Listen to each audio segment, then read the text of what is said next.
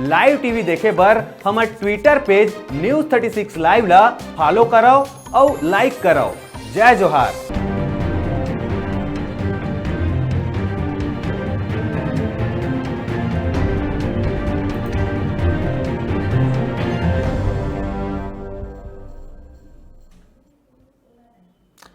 खबर 36 में बात करबो प्रदेश के जम्मू छोटे बड़े खबर के। छत्तीसगढ़ में वर्तमान में हो शिक्षक भर्ती लगातार चर्चा में बने हुए हैं।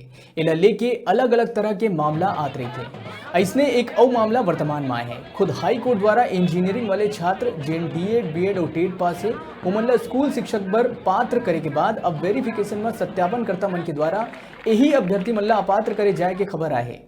दरअसल कुछ बछर पहले इस मामला में वर्तमान में उच्च शिक्षा मंत्री उमेश पटेल एक निजी न्यूज चैनल ला देहे अपन इंटरव्यू में कहे रही से कि रमन सिंह शिक्षक मन के आउटसोर्सिंग करते हैं, जबकि छत्तीसगढ़ में इंजीनियरिंग करे छात्र मन स्कूल में गणित पढ़ा सकते हैं।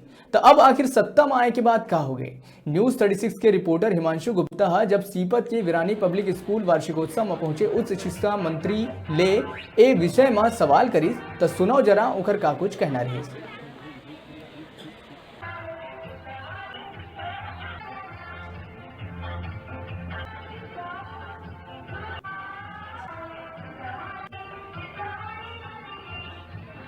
हाँ, यहाँ एक एनुअल फंक्शन का कार्यक्रम था और मुझे बुलाया गया था। इनके बीच में आके बच्चों का कार्यक्रम देख के बड़ा खुशी हुआ और बहुत अच्छा कार्यक्रम इनके द्वारा और एनुअल फंक्शन किया जा रहा है। मेरी बहुत बहुत शुभकामनाएं स्कूल को खूब तरक्की करें। ये आप जब विपक्ष में बैठे थे तो आपकी सरकार मतलब आप बोल रहे थे कि छत्तीसगढ़ में आउटसोर्सिंग हो रही है, शिक्षकों की भर्ती हो रही है और अभी जब इंजीनियरिंग आप बोले थे कि इंजीनियर लोग भी शिक्षक बन सकते हैं।